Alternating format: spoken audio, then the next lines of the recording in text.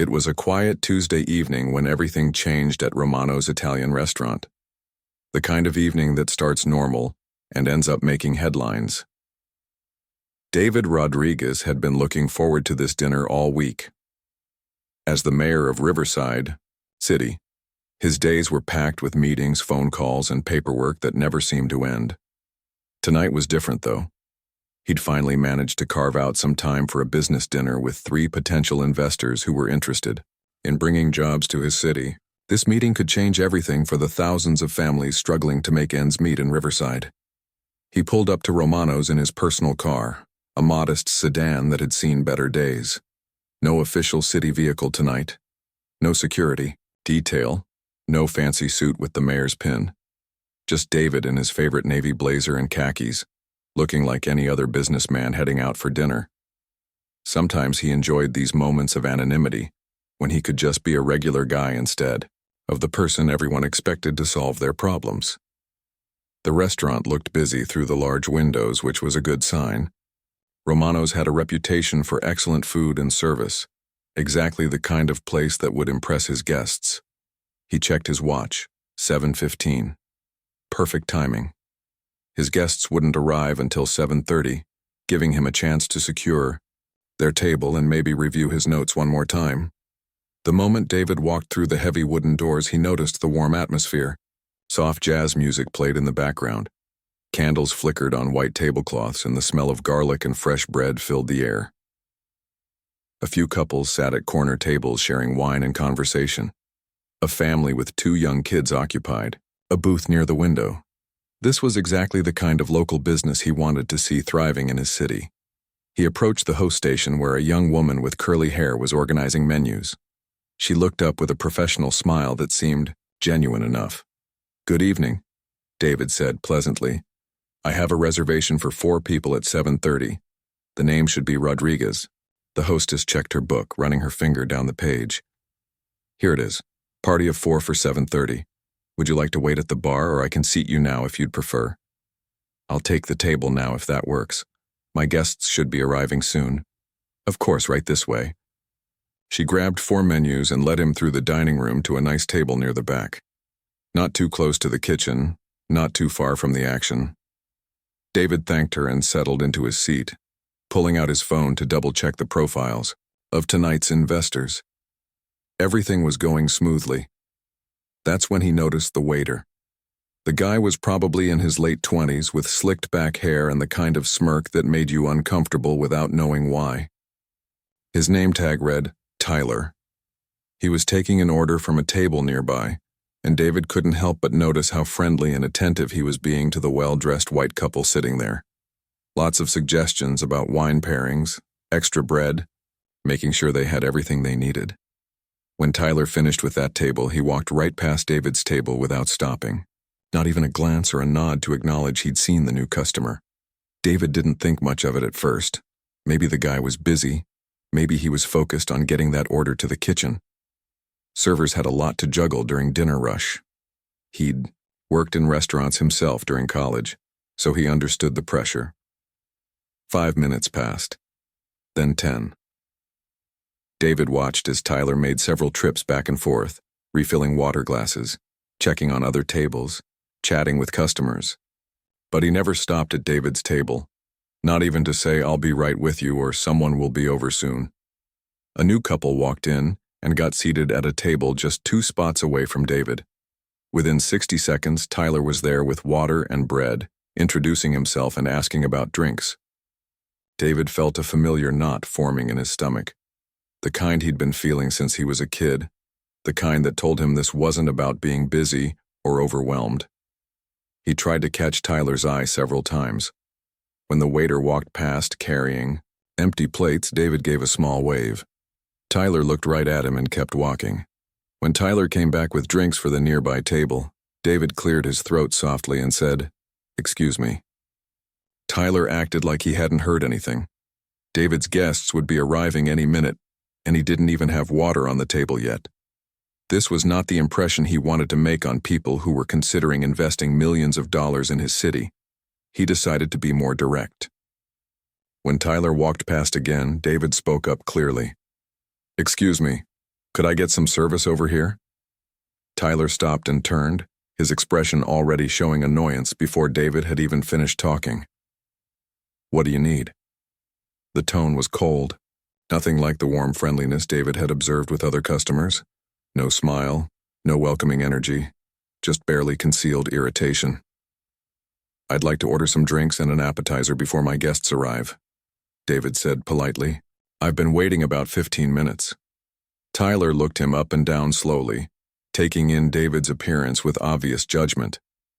This is a pretty upscale place, he said, his voice carrying an edge. Are you sure you're in the right restaurant? There's a burger palace down the street that might be more your speed. The words hit David like a slap. After 30 years in public service, after being elected mayor twice, after working his way up from a kid whose parents cleaned office buildings to a man responsible for a city of 200,000 people, he was still getting treated like this. But David had learned long ago that losing his temper only made situations worse. He kept his voice steady and professional. I have a reservation. Rodriguez, party of 4, 7:30. Tyler glanced at his watch with exaggerated surprise. Well, it's not 7:30 yet, is it? Maybe you should wait outside until your whole party gets here.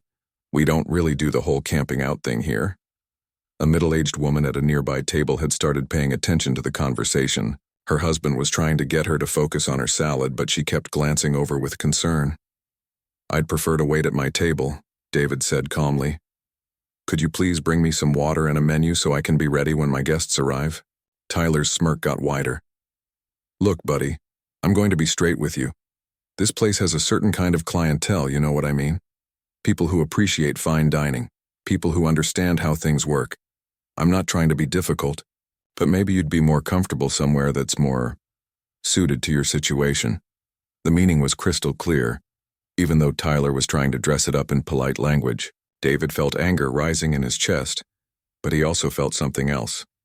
Sadness, disappointment, not just for himself, but for his city. If this was how business owners treated people who looked like him, what did that say about the community he'd sworn to serve? 2 tables over, he could see another family that had arrived after him already enjoying their appetizers. A businessman at the bar was getting his second drink. Everyone was being treated with respect and attention except for him. David pulled out his phone not to make a call but to start recording. He'd learned from other situations that sometimes you needed evidence when people's behavior was this blatant.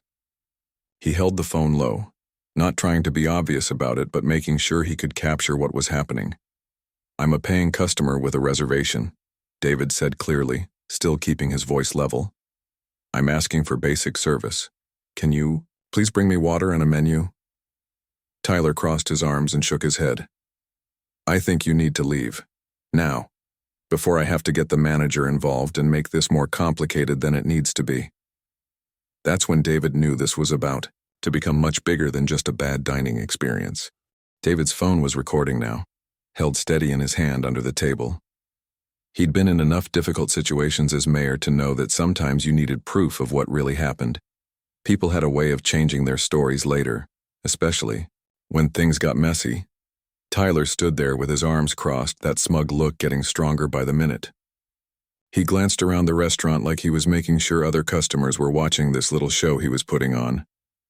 Did you hear what I said? Tyler's voice got louder, more aggressive. I told you to leave. This isn't the kind of place for people like you. The woman at the nearby table stopped pretending to eat her salad. Her husband had given up trying to get her attention and was now watching too. A couple at the bar had turned around on their stools. The family with kids near the window was trying not to stare, but David could see them whispering to each other. David felt his heart beating faster, but he kept his voice calm and steady. Years of dealing with angry city council members and upset residents had taught him how to stay cool under pressure. What exactly do you mean by people like me? David asked clearly, making sure his phone would pick up every word. Tyler let out a short laugh that had no humor in it. Oh, come on. Don't play games with me. You know exactly what I mean. Look around this place. He gestured at the other tables. See how everyone else is dressed? See how they carry themselves? This is a classy establishment. We have standards here. David looked down at his navy blazer and khakis. Clean, pressed, perfectly appropriate for a business dinner. He looked at Tyler's stained apron and wrinkled shirt. The irony wasn't lost on him. My clothes seem fine to me, David said, and I have a reservation. I'm not asking for anything special, just basic service. Basic service? Tyler's voice got even louder now. Several more tables were definitely paying attention. You want to talk about service? How about showing some respect? How about understanding that some places have certain expectations? An older gentleman at a corner table was shaking his head in disgust. David couldn't tell if the man was disgusted with Tyler's behavior or with David for not just leaving quietly. I am being respectful, David replied. I've been polite this entire time. I just want to order drinks for my business dinner. Tyler stepped closer to David's table, leaning down slightly in what was clearly meant to be an intimidating gesture. Business dinner? He laughed again, louder this time. Right. What kind of business? Let me guess. You're probably here trying to sell something. Door-to-door sales, maybe? Or waiting tables somewhere else and pretending to be a customer? The assumption stung, but David had heard them all before. When you looked like him, people made certain assumptions about what you did for a living, where you came from, what you could afford. It didn't matter that he had a master's degree in public administration, that he'd been running a city for 6 years, that he probably made more in a month than Tyler made in 3. Actually, David said quietly, still recording, I work in public service. Public service, Tyler repeated like the words tasted bad in his mouth. Let me guess, sanitation? Road crew? That would explain a lot. David felt his jaw tighten. There was nothing wrong with those jobs, honest work that kept the city running. But Tyler's tone made it clear he thought those jobs made someone less worthy of basic human decency. A young couple had just walked in and were being seated at a table near the front. David watched as a different server immediately brought them water and bread, taking their drink orders with a big smile. The contrast couldn't have been more obvious. Look, Tyler said, his voice dropping to what he probably thought was a reasonable tone. I'm trying to be nice here, but you're making this difficult for everyone. Other customers are starting to stare. This is a family restaurant. People come here to have a pleasant evening, not to deal with situations. What situation? David asked. I'm sitting quietly at my table trying to order dinner. How is that a situation? Tyler rolled his eyes. Don't act like you don't know what's going on here. You people always do this. You go places where you don't belong, cause problems, then act like victims when someone calls you out on it. The words hung in the air like smoke from a fire. You people. There it was, out in the open now. No more pretending this was about clothes, or reservations or restaurant standards. David felt something shift inside him. Not anger exactly, but a kind of tired sadness that came from dealing with this his whole life. In elementary school, when kids said he didn't belong in the advanced reading group. In high school, when a teacher suggested he focus on vocational training instead of college prep. In college, when his roommate's parents asked if he was there, on an athletic scholarship. In law school, when classmates assumed he only got in because of affirmative action. During his first mayoral campaign, when opponents questioned whether he had the background to lead a city. You people, David repeated slowly. What exactly do you mean by that? Tyler realized he'd said too much, but instead of backing down, he doubled down. You know what I mean? People who don't appreciate the finer things. People who don't understand how upscale places work. People who think they can just walk into any restaurant and demand service without showing proper respect. The woman who'd been watching from the nearby table couldn't stay quiet anymore. Excuse me, she said to Tyler, but this man has been nothing but polite. He's been sitting here patiently and you've been incredibly rude to him. Tyler spun around to face her. Ma'am, with all due respect, this doesn't concern you. I'm handling a situation with a customer who doesn't seem to understand our policies. What policies? The woman asked.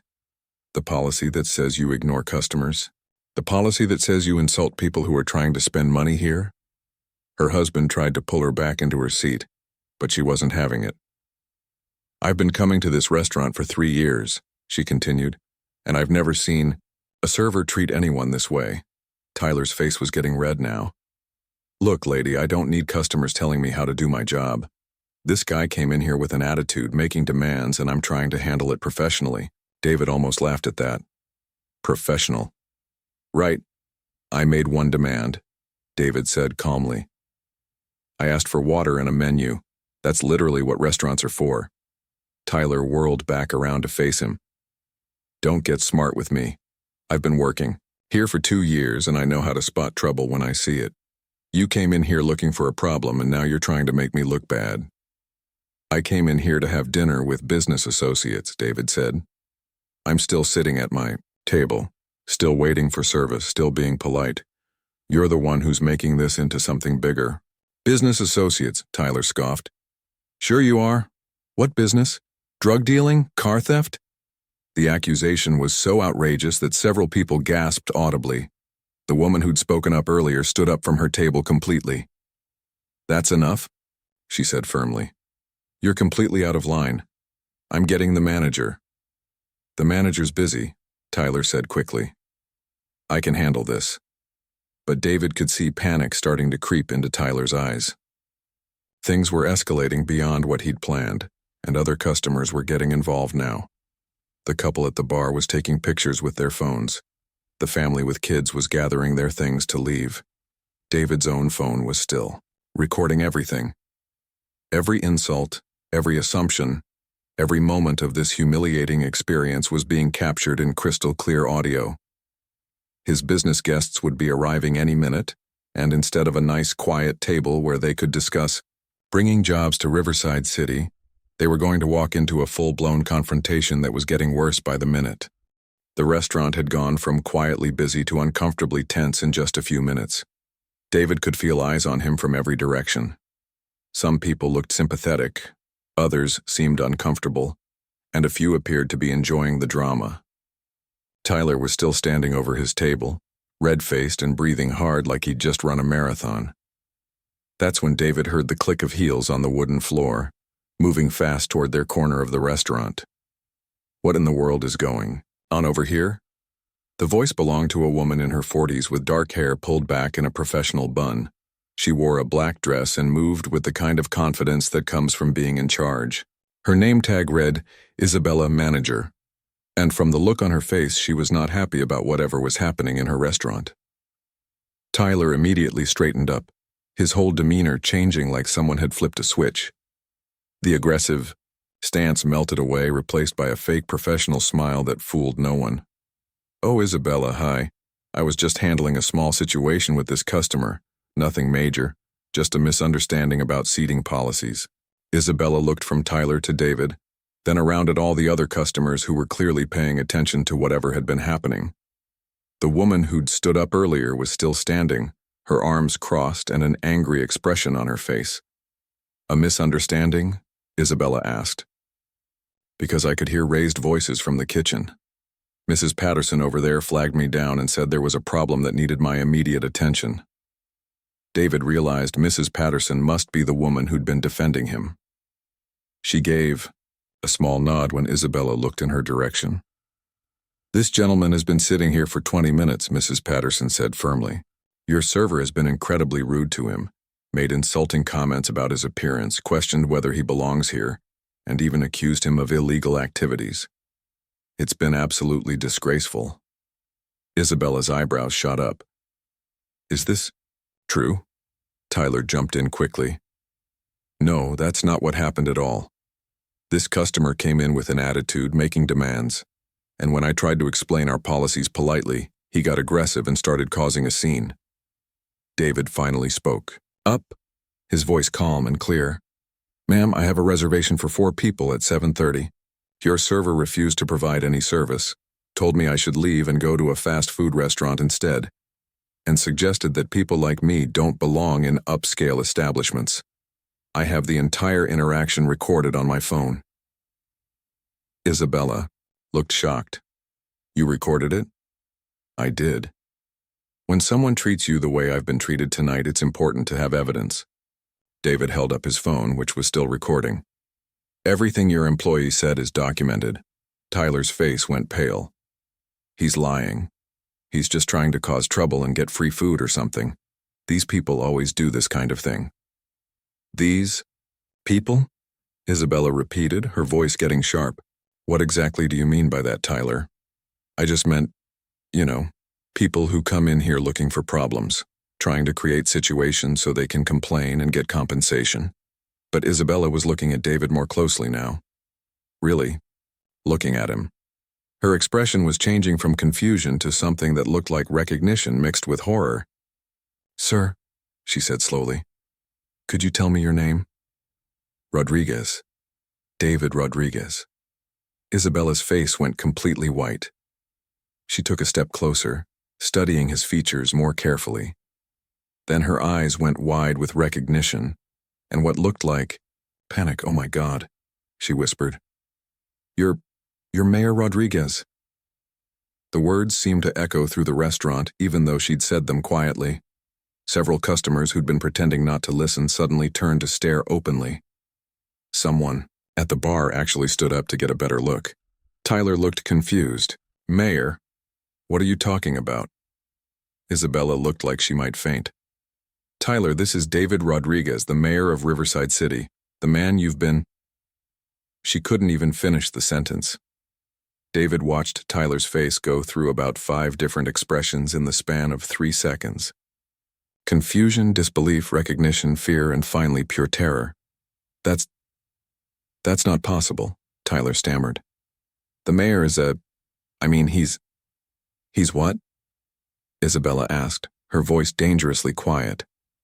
Tyler seemed to realize he was about to dig himself into an even deeper hole. I didn't recognize him. He wasn't dressed like a mayor. No suit, no security, no official car. So you thought that gave you the right to treat him terribly? Isabella's voice was getting louder now. You thought because he looked like a regular customer, you could insult him and try to throw him out of my restaurant. The couple at the bar had their phones out now, clearly recording. David could see the family with kids whispering excitedly to each other. One of the teenagers was typing rapidly on her phone, probably posting about this on social media already. I didn't know, Tyler said weakly. If I had known he was the mayor, I never would have. Would have what? David asked quietly. Treated me with basic human decency? Provided normal customer service? What exactly would you have done differently if you'd known my job title? Tyler opened and closed his mouth like a fish out of water. There was no good answer to that question, and everyone in the restaurant knew it. Isabella was shaking her head in disbelief. Tyler, in my office. Right now. But I'm in the middle of my shift. I have tables to serve. You don't have anything to serve anymore, Isabella said firmly. Office now. David could see the reality of the situation starting to hit Tyler. His job was over.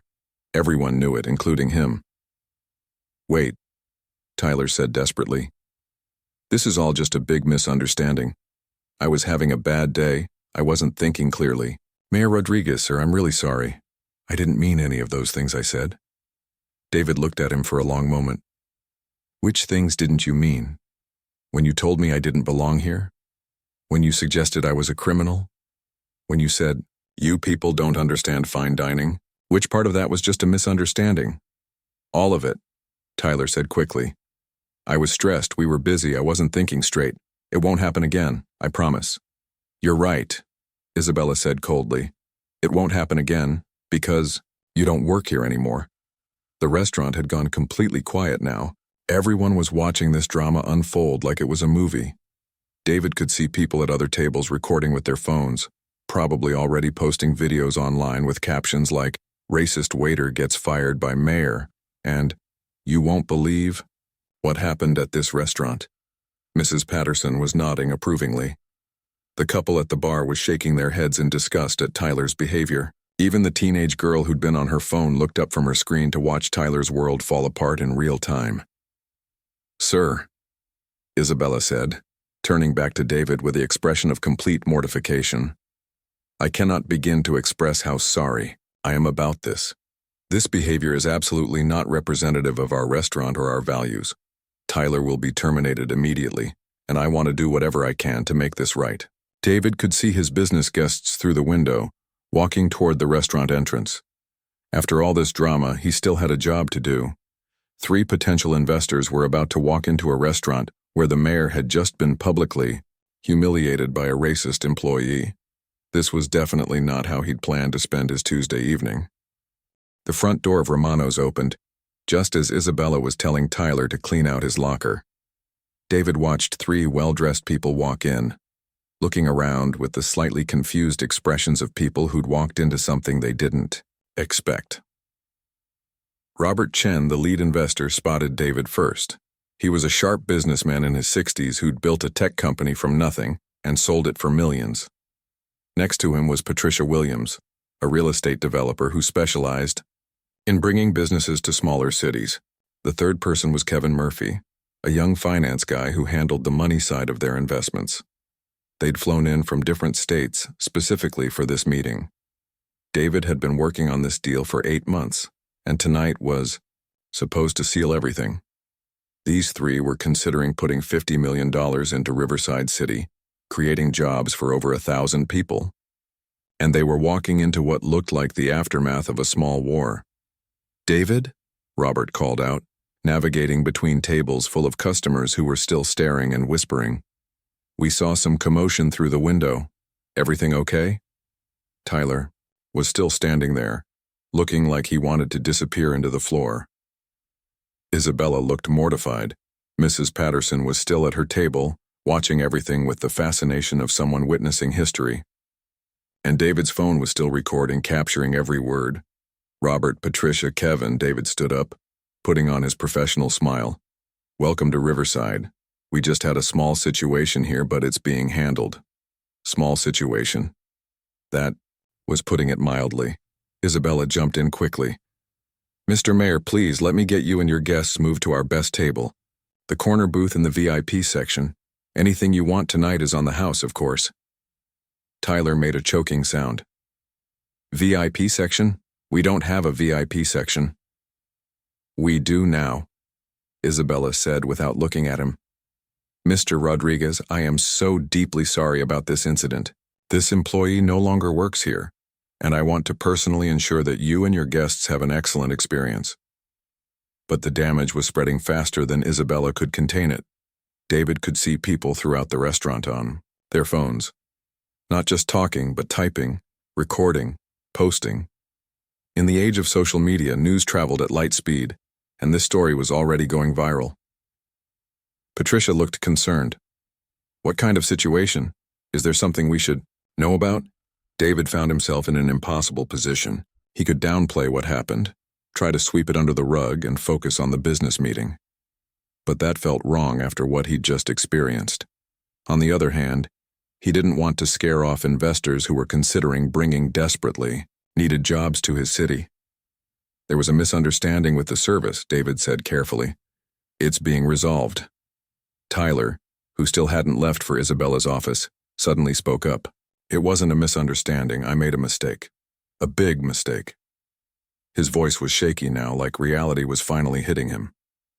"I treated the mayor badly because I made assumptions about him based on how he looked. I was wrong, and I'm sorry." The restaurant went dead quiet. Even the soft jazz music seemed to fade into the background. Kevin, the young finance guy, looked shocked. "Wait, what? You treated him badly because of how he looked? What does that mean?" Tyler's confession had opened a door that couldn't be closed. Isabella was frantically trying to signal him to stop talking, but Tyler seemed to be having some kind of breakdown. "I thought he was just some random guy who didn't belong in a nice restaurant," Tyler continued, his voice getting louder. "I told him to leave. I said people like him should go to fast food places instead. I made assumptions about his job, his background, everything. I was completely wrong." Robert Chen's expression had gone from confused to cold. As someone who'd faced his own share of discrimination as an Asian immigrant building a business, he understood exactly what had happened here. "You discriminated against the mayor of the city we're considering investing in," Robert said slowly. "You judged him based on his appearance and treated him poorly because of it. I didn't know he was the mayor. Tyler said desperately. That's exactly the point, Patricia said sharply. It shouldn't matter if he was the mayor or anyone else. You don't treat people that way, period. David could see his carefully planned business dinner falling apart in real time. But something else was happening too. His phone was buzzing with notifications, text messages, missed calls, social media alerts. The story was already spreading beyond the restaurant. A young woman at a nearby table had been live streaming the whole thing on her phone. "Oh my God, you guys," she was saying to her camera. "This is insane. I'm literally watching a racist waiter get fired by the mayor in real time. This is going to be everywhere by tomorrow." She was right. David could already see the headlines forming in his mind. Mayor faces discrimination at local restaurant. Racist waiter fired after insulting city leader. Business dinner turns into viral moment. Isabella was trying desperately to regain control of the situation. "Everyone, please, if we could just calm down and give the mayor and his guests some privacy to enjoy their dinner." But it was too late for privacy. The couple at the bar was already posting videos. The family with kids was taking pictures. Mrs. Patterson was on her phone, probably calling her friends to tell them what she'd witnessed. Tyler finally seemed to understand the magnitude of what was happening. "This is going to ruin my life," he said quietly. "Everyone's going to see this. My family, my friends, future employers. I'm never going to live this down."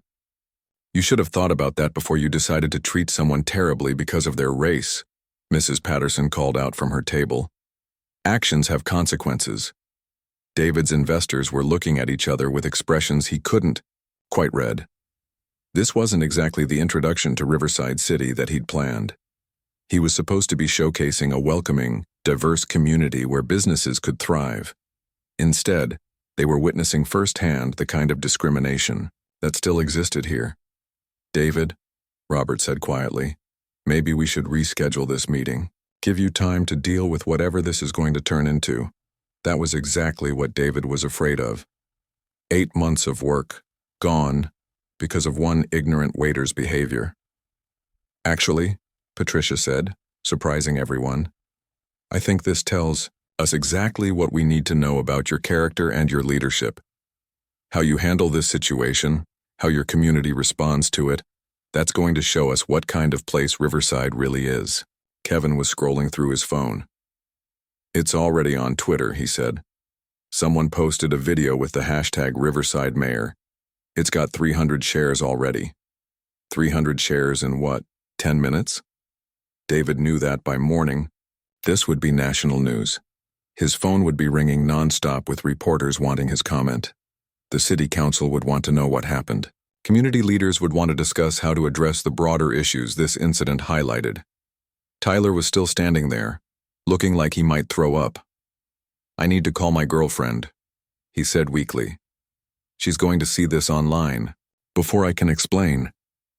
"There's nothing to explain," Isabella said firmly. "Your behavior was unacceptable, and now you're facing the consequences. Please go to my office so we can finish this conversation privately." But as Tyler finally walked toward the back of the restaurant, David knew the conversation was far from over. This was just the beginning of what was going to be a very long night and an even longer week ahead. By the time David woke up the next morning, his phone had received over 200 notifications. The video from Romano's restaurant had exploded across every social media platform imaginable. The hashtag Riverside Mayor was trending nationally, and news outlets from coast to coast were picking up the story. He sat on the edge of his bed, scrolling through messages from reporters, city council members, community leaders, and residents. Some were supportive, others were angry, and many just wanted to know what he planned to do about it. The video had been viewed over 1 million times in less than 12 hours. The irony wasn't lost on him. Tyler had tried to make him feel small and invisible, but now David was getting more attention than he'd ever wanted. The incident had sparked conversations about discrimination, about how people in power get treated differently than regular citizens, and about what happens when someone's true character gets exposed on camera.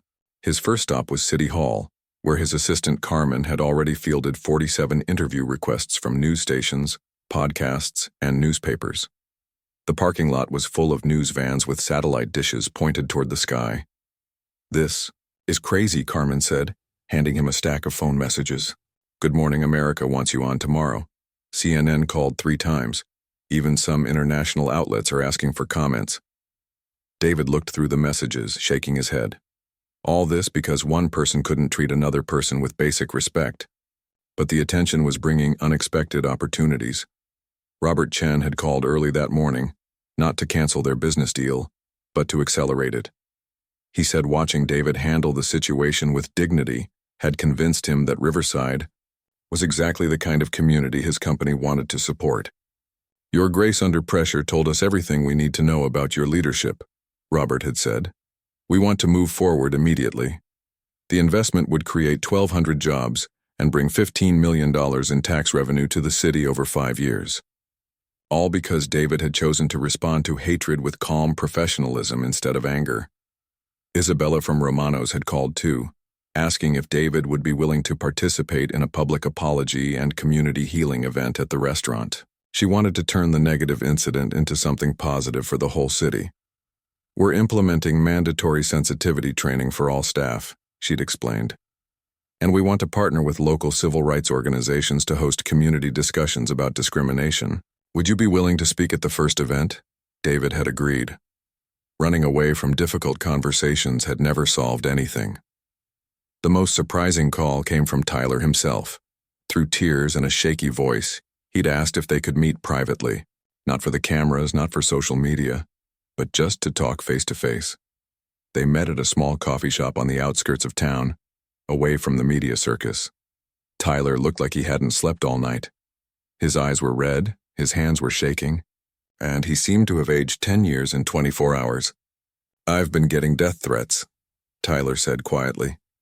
"People are calling my mom's house, posting my address online, showing up at places where I used to work. My girlfriend broke up with me. Her parents saw the video and told her she couldn't be with someone like me." David felt an unexpected wave of sympathy. He didn't excuse Tyler's behavior, but he understood what it felt like to have your worst moment broadcast to millions of strangers. "I'm sorry you're going through that," David said. "Nobody deserves threats or harassment, even when they make serious mistakes." Tyler looked surprised. "You're not happy about this? About me getting what I deserve?" "I'm not happy about any of it," David replied honestly. "I'm not happy that discrimination still happens. I'm not happy that it took a viral video for people to pay attention. And I'm not happy that you're being threatened with violence even though what you did was wrong."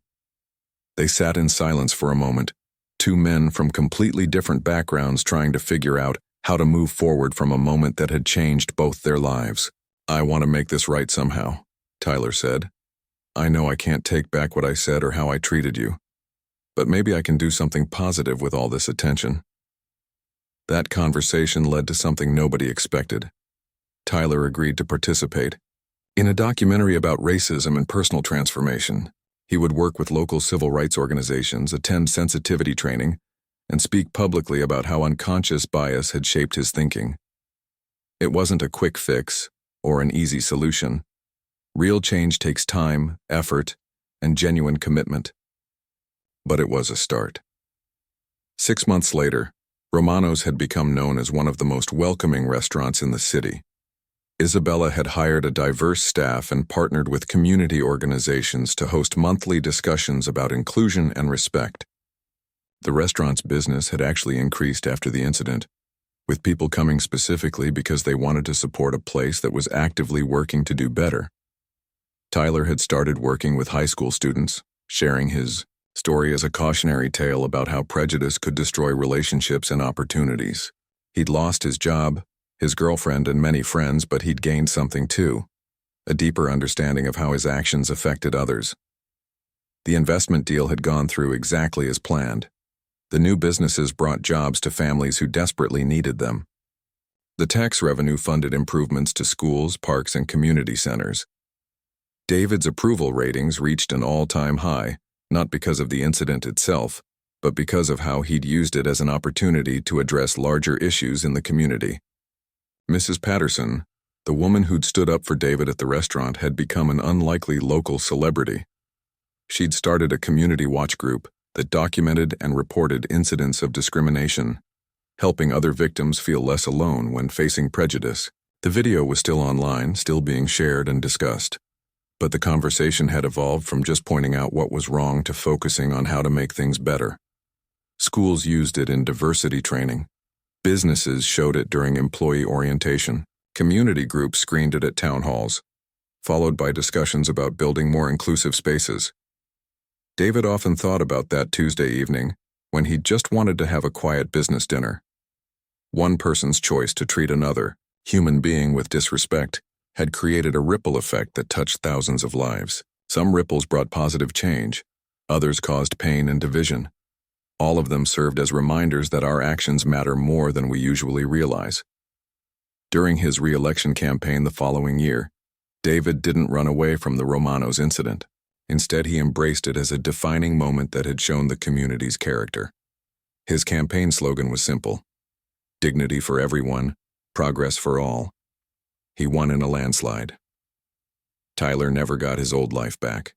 The internet doesn't forget, and that video would follow him forever.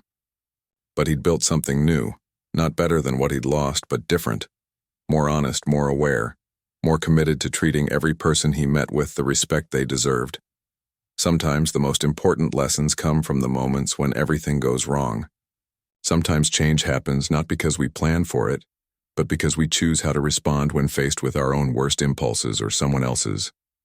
And sometimes, a simple dinner reservation becomes the starting point for transforming an entire community's conversation about what it means to treat each other with dignity and respect.